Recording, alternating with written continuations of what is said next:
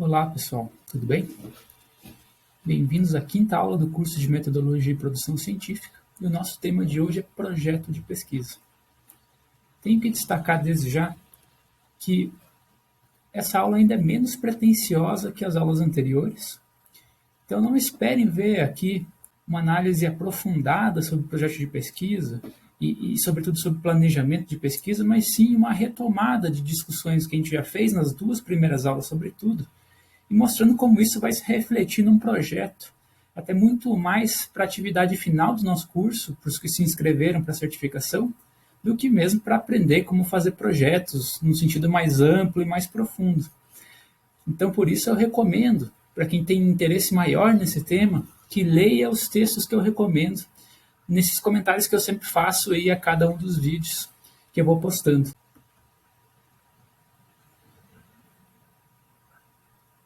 Então, pessoal, só para retomar e pontuar muito do que a gente já discutiu, a gente pode dizer que a metodologia científica como matéria, ela trata de três momentos, por assim dizer, da atuação do pesquisador. Ela trata, em primeiro lugar, de uma etapa pré-pesquisa, em segundo lugar, da etapa da pesquisa, e em terceiro lugar, da etapa pós-pesquisa, como eu estou chamando aqui.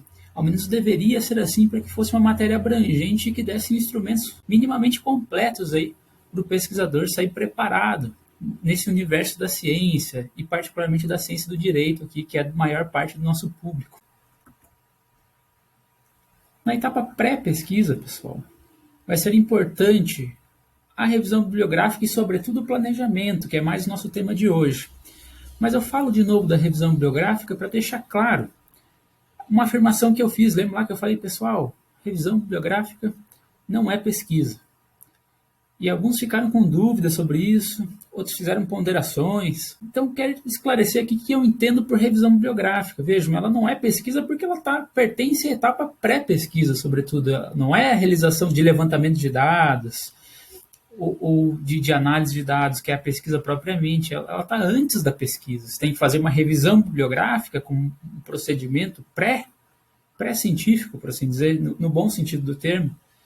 Ou ainda, outra forma de chamar a revisão bibliográfica é mais elegante, até marco teórico, como a gente chama na área do direito, sobretudo. Então, a revisão bibliográfica, ou até nosso marco teórico, é uma etapa pré-científica. Você vai estudar vários livros, fazer uma revisão do que já se disse naquela área sobre o teu tema, justamente para você poder identificar, né, um problema de pesquisa, como a gente viu. Então, pessoal, só para deixar claro, é óbvio que dá para fazer pesquisa em livros, senão o pessoal da filosofia ou da filosofia do direito, por exemplo, não poderiam fazer pesquisa. Não faz sentido dizer que pesquisa é só pesquisa empírica, não é isso que eu estou querendo dizer. Estou falando que revisão bibliográfica não é pesquisa. Embora você possa fazer sim uma pesquisa em livros, tendo um problema, tendo uma metodologia que dê conta de analisar livros e dê conta daquele problema, e as hipóteses projetadas, né? Quer dizer, pesquisa é uma etapa que é posterior à revisão bibliográfica. Então, primeiro você faz uma revisão bibliográfica, ou determina aí seu marco teórico, e depois você vai fazer a pesquisa. É isso que eu quis dizer. Então, é um procedimento prévio à pesquisa. Assim como o próprio planejamento, que é o que a gente quer tratar aqui. Então, planejamento, para que você faça uma pesquisa, você tem que fazer um bom planejamento, sobretudo um bom projeto de pesquisa, para materializar o teu planejamento em forma de texto, né, para que você possa se orientar. Mas isso a gente fala um pouquinho mais para frente. Eu destaco aqui planejamento porque é disso, sobretudo, que a gente vai tratar hoje. Então, a etapa da pesquisa, sobretudo, pessoal, é a etapa que vai tratar de dados e de inferências. Ou seja, vai tratar da coleta e da análise de dados e das inferências ou conclusões que a gente tira a partir daqueles dados. Então, essa é a etapa da pesquisa. Veja como pode ser que esses dados estejam em livros, dependendo do problema que a gente estabeleceu. Mas mesmo que você faça pesquisa em livros, você vai ter que ter feito uma revisão bibliográfica antes, ou ter determinado seu marco teórico antes. Só para deixar claro. Depois da pesquisa, a gente vai ter uma etapa pós-pesquisa com a qual a metodologia também tem que se preocupar, que é a etapa de escrita de um texto científico. Não só nas regras da BNT, que a gente nem falou aqui no nosso curso, né? Mas de estrutura mesmo, de organização lógica e de argumentação coerente e bem fundamentada. Isso é uma ideia importante no contexto em que a gente vive, né, de questionamento da ciência, num contexto um pouco de obscurantismo. que agora ficou bem evidente, mas eu venho vendo isso há muito tempo já, e os sintomas estavam circulando lá há vários anos nas redes sociais. Mas então, além dessa questão pós-pesquisa do texto científico, né, quer dizer, você vai lá, planeja a tua pesquisa numa etapa pré-científica, faz a tua pesquisa na etapa de científica mesmo, ou de pesquisa, e numa etapa pós-pesquisa, você vai escrever um texto, apresentando aqueles resultados a que você chegou na pesquisa. Vejam que o texto vem depois da pesquisa, assim como a revisão bibliográfica vem antes da pesquisa. Vejam como não é pejorativo mesmo. Escrever um texto após a pesquisa é a ordem natural das coisas, assim como fazer a revisão bibliográfica antes da pesquisa. Depois que você escreve o texto científico, ainda tem a questão da publicação, como a gente viu na aula anterior. Onde que a gente vai publicar? Num livro ou numa revista? Em que tipo de revista em particular, né? Como escolher a revista, tudo isso a gente já tratou. Então, sem mais, pessoal, vamos partir para a ideia do planejamento, retomando ideias que a gente já viu nas aulas anteriores, sobretudo, pessoal, na primeira e na segunda aula. Recomendo que quem ficar em dúvida sobre o que a gente falar aqui, volte para assistir a primeira aula e a segunda aula, que vai ter muito substrato ali, muita substância para aproveitar. Vamos lá, pessoal, planejamento. Essa fase de planejamento ela é muito importante. Ela é uma fase pré-pesquisa, mas ela é muito importante para a pesquisa, assim como a própria revisão bibliográfica bem feita, para determinar um problema, sobretudo. Então, vamos dar uma olhada um pouco melhor nessa etapa de planejamento. O planejamento, pessoal, vai resultar num projeto de pesquisa. O projeto de pesquisa é a forma de materializar, de concretizar o nosso planejamento de pesquisa. O que eu vou falar aqui para vocês tem muito a ver com o formulário que o COPE, que é se eu não me engano, Comitê ou Conselho de Pesquisa e Extensão dos Institutos Federais, todo Instituto Federal tem um COPE, e eles disponibilizam um formulário para a gente fazer projetos de pesquisa, e como boa parte dos nossos integrantes, nossos participantes aqui do curso, são do próprio Instituto Federal, então a base do que eu vou disponibilizar para vocês e sugerir para vocês tem como fundamento, né, esse formulário do COPE. Mas, quem não for do Instituto ou quem for de outras áreas, aí peço que faça as devidas mediações. Acho que ainda assim pode aproveitar muito do que a gente vai dizer. Então, o problema aqui, pessoal, ele vai estar em diferentes partes de um projeto, na verdade, é toda a apresentação do problema. O problema em si vai estar numa parte específica, mas tudo que envolve a apresentação do problema vai estar em diferentes partes de um projeto. Lembre-se que quando a gente fala de problema, a gente está falando de algo bem recortado e bem delimitado, que passa antes por um tema, que vai ser objeto de sucessivos recortes. Lembra que a gente fez lá, creio que na primeira aula, falando sobre interpretação do direito, da interpretação constitucional no Brasil, e sucessivamente até a interpretação do artigo X da Constituição Federal pelo Tribunal de Justiça do Paraná, né? Quer dizer, o nosso problema foi sendo delimitado a partir de um grande tema. Isso tem que aparecer num projeto de pesquisa. Esse movimento do tema por problema, essas sucessivas delimitações, até demonstrar uma certa lacuna do conhecimento, né? Quer dizer, ninguém nunca falou sobre como o Tribunal de Justiça do Paraná interpreta o artigo X da Constituição, e isso é relevante por causa disso, daquilo. Então, não só a lacuna, mas a sua justificação tem que aparecer no projeto, a partir de um grande tema, né? Então, a gente tem que ir construindo isso. E esse movimento do tema por problema, né? Do tema para a lacuna do conhecimento com a sua justificação, fica na parte, então, de fundamentação e na parte dos objetivos. Então, a parte do tema e seus sucessivos recortes, das discussões que já teve naquela área, né, de demonstrar para o leitor qual é o estado daquela área em que você quer propor teu problema de pesquisa, tudo isso vai na fundamentação, como o próprio nome diz, a fundamentação da tua proposta de pesquisa. Já o problema em si, ou seja, essa lacuna do conhecimento, fica muito mais na parte dos objetivos. Sobretudo é aquele objetivo geral que a gente coloca no nosso projeto. O objetivo geral desse projeto de pesquisa é saber como, em que circunstâncias, o Tribunal de Justiça do Paraná interpreta o artigo X da Constituição. Vejam lá, o nosso problema é colocado no objetivo geral, né? Depois as hipóteses a gente vai ver, vão nos objetivos específicos. Aguardem um pouquinho. Mas a parte da fundamentação, então, vai partir desse grande tema, demonstrando, né, o que as pessoas já falaram sobre aquilo, e daí tem que dar um jeito de ir afunilando até chegar na questão específica que a gente quer discutir, demonstrar que essa questão específica ainda não foi discutida e é relevante para aquela área científica. Tudo isso na fundamentação.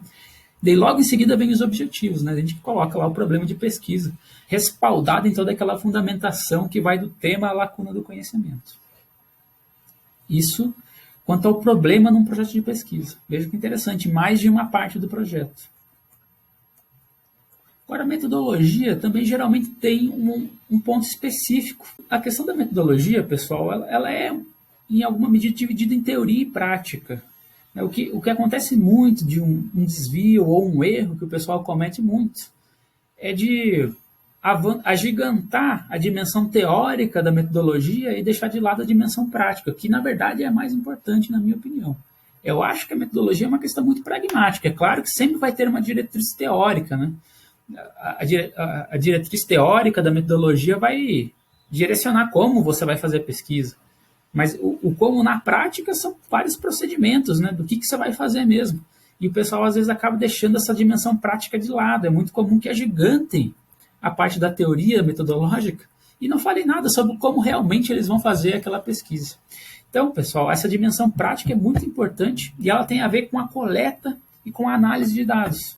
Por exemplo, se eu não me engano, teve uma participante aí que também é minha aluna no Instituto, que é a Gisele, que fez uma pergunta que foi a seguinte, mais ou menos. Ela falou que em algum dos anos anteriores da faculdade, ela tinha visitado, numa cidade próxima do nosso campus, né, que é Palmas, uma repartição pública. E nessa repartição pública, os funcionários falaram algumas questões ali que ela achou muito relevantes e ficou curiosa para investigar aquilo. Ela quis saber qual seria a metodologia adequada, né, do ponto de vista prático, para ela resolver aquele problema que ela intuiu, né, na hora que esses funcionários falaram com ela. Então, nesse caso, como que ela vai coletar e depois analisar os dados? Sobretudo no caso da coleta aqui, eu imagino que entrevistas, enquetes com os funcionários públicos daquela repartição seria uma forma adequada de levantar esses dados. Depois dá para analisar, né, por meio de gráficos, por meio de comparação. Fazer, por exemplo, uma enquete é mais quantitativa, né? Quer dizer, vai juntar uma quantidade grande de informações. Dava para conciliar uma enquete com uma entrevista de alguns funcionários que são mais próximos daquela questão que ela quer investigar, por exemplo. Gisele, recomendo que você faça isso, se você ainda tem intenção de investigar aquele problema de que você me falou. Então vejam, pessoal, essas questões da metodologia, que é uma questão mais prática que teórica, mas também teórica, não dá para excluir a diretriz teórica da nossa metodologia, só não pode deixar ela predominar e ofuscar, sobretudo, essa dimensão prática que é a da coleta e análise de dados. Isso tem que ficar claro. Como que a gente vai coletar e como que a gente vai analisar os dados da nossa pesquisa num projeto, né? Como a gente, pelo menos, pensa que vai dar para fazer isso. Depois, às vezes, acaba acontecendo de não funcionar, ou de não ser como a gente esperava, a gente tem que fazer ajustes. Isso é normal. Mas, a princípio, tem que ter algo coerente ali de coleta e análise de dados, do ponto de vista prático, né? Então, esse ponto aí vai ficar num item de projeto que, no nosso caso aqui do COPE, do Instituto Federal, se chama Metodologia e Técnicas. E eu acho que esse título é bem adequado. Porque, como eu disse para vocês, a metodologia, pessoal, é o caminho que a gente percorre entre a fixação de um problema e a resolução desse problema com a descoberta de resultados. Então, tudo que está entre o problema e o resultado, esse caminho de pesquisa que a gente percorre, é a metodologia. E esse caminho ele comporta diversas técnicas, como, por exemplo, eu acabei de citar aqui, enquete, entrevista e assim por diante. Então, há várias técnicas metodológicas que podem compor um caminho, uma metodologia. Por fim, tem as hipóteses aqui, pessoal, lembrando, né, que são resultados possíveis para o nosso problema de pesquisa. Claro, né, são resultados a serem testados. Muito cuidado com isso, galera. Nunca partam de um resultado para fazer pesquisa. Não faz sentido nenhum. Contraria o bom senso, contraria a lógica e vai levar a que vocês não façam uma pesquisa de verdade. Vocês não vão descobrir nada, vocês já sabem o que querem defender antes de começar a pesquisa. Pesquisa não é a defesa de uma causa, pesquisa é a experiência da descoberta, né? É muita técnica, mas também é uma aventura de descoberta, isso que é importante destacar. E a questão das hipóteses, pessoal, vai ficar sobretudo na parte dos objetivos. Todo projeto tem uma parte de objetivos, às vezes fala de hipóteses também, tenta separar, mas eu nunca acho interessante separar objetivo de hipóteses, porque eles são logicamente correlatos. Os objetivos sempre se dividem em, ao menos a regra geral, em geral e específicos. O objetivo geral aqui vai ficar com o problema de pesquisa, enquanto os objetivos específicos vão ficar com as hipóteses. Né? Lembre-se do nosso exemplo. Né? A gente falou, olha, como o Tribunal de Justiça do Paraná interpreta o artigo X da Constituição. Esse era o nosso problema. E eu já dei um exemplo de como isso ficaria no objetivo geral. E as hipóteses eram as seguintes. O Tribunal de Justiça interpreta o artigo X ampliativamente, restritivamente ao caso a caso. Então, o objetivo geral é saber como, em que circunstâncias, o Tribunal de Justiça interpreta o artigo X da Constituição. E os objetivos específicos são saber se e em que medida, ou se e em que circunstâncias, o Tribunal de Justiça interpreta ampliativamente o artigo X da Constituição, se em que medida interpreta restritivamente, ou se em que medida interpreta caso a caso. Veja que interessante, nossas hipóteses colocadas de forma hipotética, né, como objetivos da pesquisa. Essa é uma forma que eu considero bem interessante e bem adequada. Talvez não seja a única possível e há variações, mas eu penso que essa seja uma forma bem coerente. Por fim, sobre o projeto, pessoal, eu destaco um ponto aqui falando de tempo e possibilidades. Eu já falei disso outras vezes, mas ressalto porque é de fato muito importante. A gente tem que fazer uma proposta factível. Nosso planejamento de pesquisa e nosso projeto que concretiza ou materializa esse planejamento tem que conter uma proposta factível, não só logicamente factível, às vezes nem logicamente é, mas também factível para o nosso tempo e nossas possibilidades. Quem é aluno de graduação, né, tem várias atribuições no final do curso, tem pouco tempo. Quem é aluno de mestrado, doutorado, sobretudo quem tem bolsa, tem bastante tempo. Então, a organização da nossa pesquisa tem que levar em consideração as nossas circunstâncias, o tempo que a gente tem e as possibilidades que a gente tem. Quanto tempo a gente pode dedicar a isso? Por exemplo, no caso da Gisele, né, ela queria investigar uma questão que ela teria que ir para outra cidade investigar isso. Ela tem que considerar quanto isso vai custar, quanto tempo vai levar e assim por diante, para fazer uma organização que seja coerente com o que ela dispõe mesmo, com o tempo e a possibilidade dela. E isso se reflete numa parte que é geralmente negligenciada, mas muito importante de um projeto, que é o cronograma. O cronograma tem que ser bem elaborado, galera. Não que a gente vá seguir sempre a risca e a ferro e fogo esse cronograma. Eu acabo sempre tentando seguir os meus porque eu sou muito Caxias. Mas nem todo mundo segue. Só que eu acho que em qualquer caso é bem interessante ter um cronograma coerente e bem sensato, porque pelo menos quem não vai seguir sabe se está atrasado ou adiantado. E daí a gente consegue se organizar melhor. Então acho bem interessante fazer um cronograma coerente. Tendo dito isso, pessoal, acho que eu acabei esgotando o que eu queria falar aqui. Recomendo de novo que leiam os textos que eu deixo ali elencados, né, sobre planejamento de pesquisa. Acho que vai ser útil para vocês. Vai ter ali mais informações do que eu posso passar agora e informações mais aprofundadas. E os esclarecimentos vocês podem tirar ali ou eventualmente até nos comentários aos vídeos, ou como muitos fizeram me mandando e-mails também, fico à disposição de todos. A partir de agora, então, falo sobre a atividade, que é algo mais específico para quem se inscreveu para esse curso. Então, a nossa atividade, pessoal, como eu já adiantei, ela vai ser a entrega de um projeto de pesquisa. E esse projeto de pesquisa que vocês vão entregar, vocês vão receber um modelo com os pontos e tal, que é um modelo baseado no projeto que o COPE pede. O COPE, que é esse órgão que coordena, ou ao menos deveria coordenar, a pesquisa e a extensão nos institutos federais e no nosso Instituto Federal do Paraná. E é claro que eu fiz um modelo simplificado, porque o modelo do COPE, querendo ou não, e com todo respeito, é um pouco burocratizado demais, tem muitos detalhes que não vale a pena vocês preencherem. Então, assim, eu deixei só o que é essencial para um planejamento de pesquisa. Então, deixei um modelo simplificado para vocês, e o modelo é o seguinte, que tem o título, que vocês vão colocar o de vocês, o nome de vocês, o vínculo institucional, daí um resumo do projeto e palavra-chave. Essa parte aqui, galera, quem fez a primeira atividade do curso de forma adequada, já vai ter mais ou menos pronta, sobretudo o resumo. Depois desse resumo, tira as palavras-chave, que são as principais ideias, né, que estão contidas no resumo do projeto. Depois vem a parte de fundamentação da proposta. Lembra lá dessa passagem do tema, dessa demonstração, né, do estado da arte, da disciplina e da lacuna que ninguém discutiu nela. Fica na fundamentação da proposta.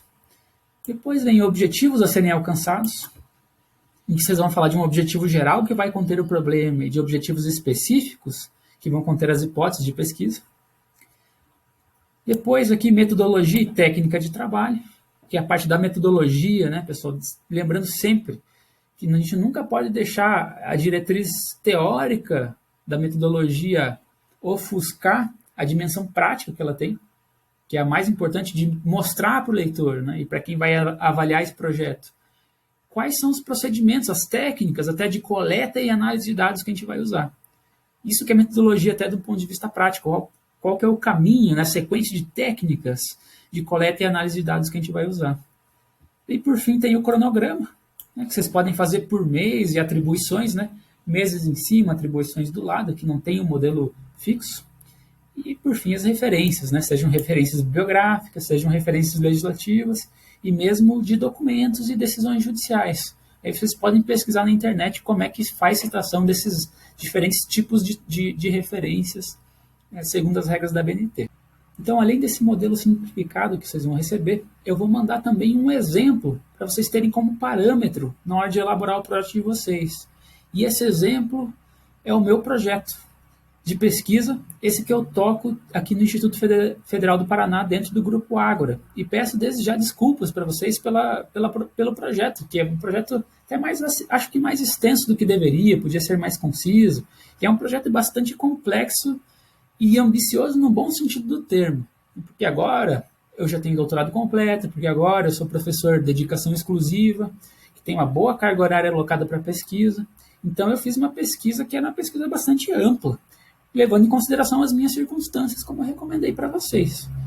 Agora, guardem a devida proporção, né, pessoal? Não queiram fazer um projeto como o que eu fiz, porque esse projeto é adaptado ao meu contexto e à minha realidade, tanto que é uma pesquisa que vai aí, o planejamento leva 2 anos, mais ou menos. Um pouco mais, eventualmente, de 2 anos, agora não me lembro exatamente. Vocês vão fazer uma coisa bem mais modesta. Então, até eu peço, no enunciado da questão que vocês vão receber para a aula de hoje, fica lá claro que o projeto de vocês é de até 5 páginas. Então, é uma coisa simples mesmo, bem concisa. Agora, é legal vocês terem o meu exemplo para vocês entenderem justamente o que vai nessas partes que vocês vão ter que preencher. Leiam com atenção e guardem, então, a devida proporção ali do meu projeto com o projeto de vocês. Levem em consideração as circunstâncias que vocês vivem e as possibilidades de que vocês dispõem. Tendo dito isso, meus amigos e minhas amigas, gostaria de agradecer pela atenção de todos. Essa é a última aula do nosso curso e deixo aqui uma breve mensagem. Esse tempo em que a gente vive é um tempo de obscurantismo, é um tempo de desconfiança, de ataques à ciência e às instituições públicas de ensino, sobretudo, que são as grandes guardiãs da produção científica no Brasil. Acho que a ciência, num contexto em que a gente vive, tem um papel muito relevante, sobretudo nesse contexto de pós-verdade e auto-verdade que a gente presencia hoje, em que as pessoas acreditam por paixão e não querem mais ver a fundamentação daquilo em que elas acreditam, não se importam mais com o embasamento. E a mensagem da ciência é muito essa, galera. É a fundamentação. É como você vai fundamentar o teu resultado de pesquisa. A pesquisa ela é baseada numa boa fundamentação. Uma boa pesquisa é aquela que consegue fundamentar bem um resultado. O resultado que chegou, um bom texto científico vai demonstrar isso. Então a ciência ela tem uma contribuição muito grande para a nossa vida de hoje. Fiquem atentos, então. Pensem sempre criticamente, com uma postura argumentativa, sempre verificando os fundamentos das informações que chegam para a gente, sejam informações científicas, sejam informações políticas, informações sobre a sociedade. Fica aqui a minha mensagem. Um grande abraço.